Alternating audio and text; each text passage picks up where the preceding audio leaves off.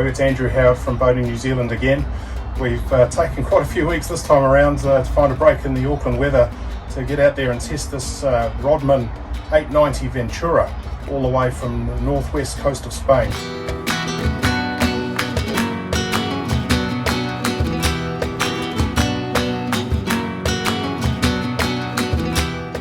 In New Zealand, despite their mariner history, we only sometimes consider Spanish-designed and built boats for local personal use. I suspect that perspective might begin to change with the upcoming 37th America's Cup being held on the east coast of Spain and the growing number of new Rodman boats arriving. Rodman Group, Spain's oldest company in this sector, designed and built the boats. They have been shipbuilding since 1974 and have built over 15,000 boats.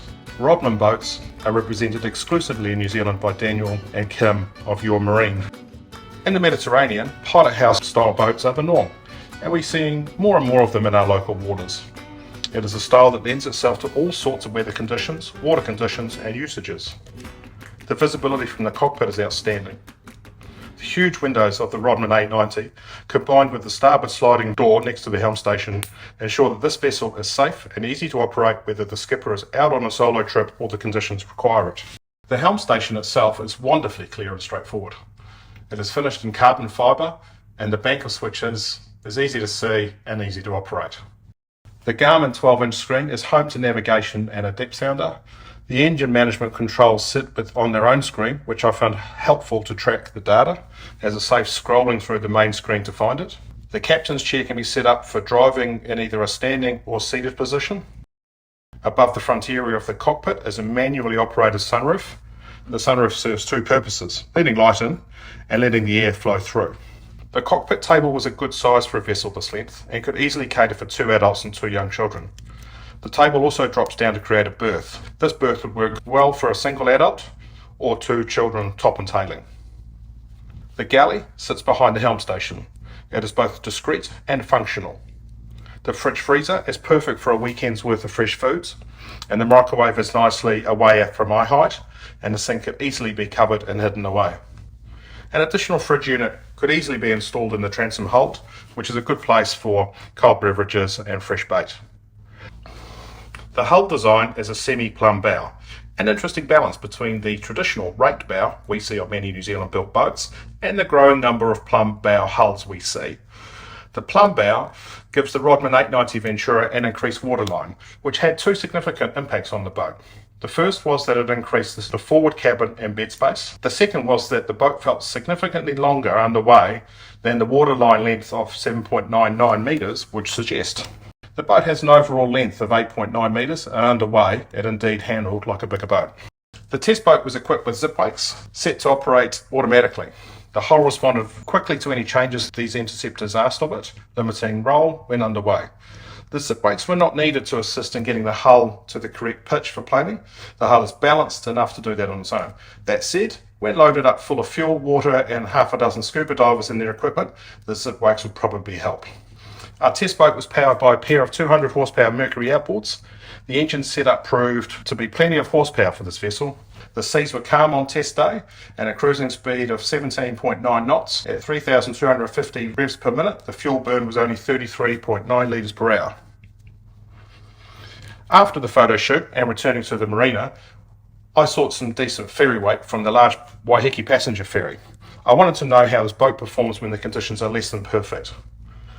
This ferry usually runs at over 20 knots and leaves a large wake that jet skiers love and sailors don't. We found this wake and ran through it at 30.6 knots at 4,800 RPM with a fuel burn of 74 litres per hour. The hull loved it. It sliced through better than I thought it would. It was also a testament to the confidence of the hull's performance that neither Daniel or Kim from Your Marine Limited bothered to move from their seats in the rear cockpit area to see what was happening. At wide open throttle, we sprinted at 37.2 knots, 5,750 RPM and 130 litres per hour fuel burn. When these motors are run in a little, there should be a few more knots of speed, and I wouldn't be surprised to see this setup achieve 40 knots at full rate.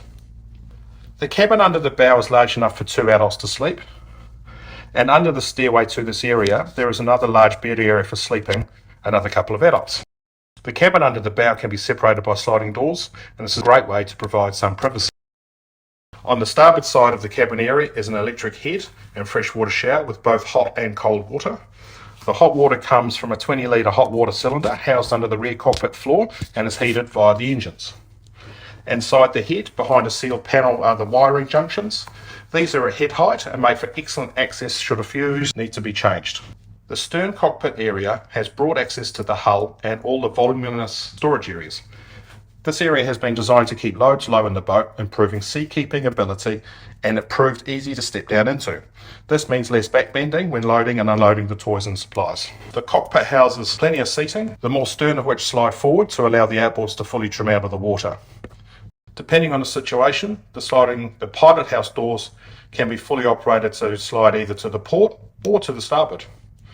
The bait board is large and removable and can be set up for stern-facing fishing activity. It can be placed in the starboard slots, also where it can be used as a bench for a barbecue. The Rodman 890 Ventura is available within 9 months of placing an order. It can come with a 300 horsepower Mercury outboard and costs about 315,000 New Zealand dollars. As tested, the Rodman 890 Ventura with the twin engines is about 345,000 New Zealand dollars. It's a lot of boat for this money, and it'll serve its owners faithfully for years. With a dry weight of 2,900 kilos without the engines, it is towable with the proper equipment, but it would be great in a dry stack or in a marina berth too. The Rodman 890 Ventura is sold with a promise of quality, prestige, innovation, and excellent seaworthiness. So, did this modern galleon live up to this promise? It most certainly did. And in European waters, it is renowned as a multi-purpose sports fisher. The Rodman 890 Ventura is a balanced boat and will suit New Zealand waters well. It is very versatile and will appeal to a wide range of owners in their respective on-water pursuits. This boat is a class act. They'll do anything you ask of it, will take you anywhere you want to go, and carry all of your gear.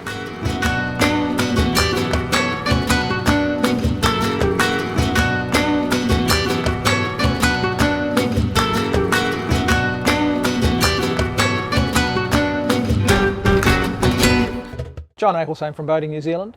Thanks for watching. If you'd like to see more of these videos, please subscribe to our channel.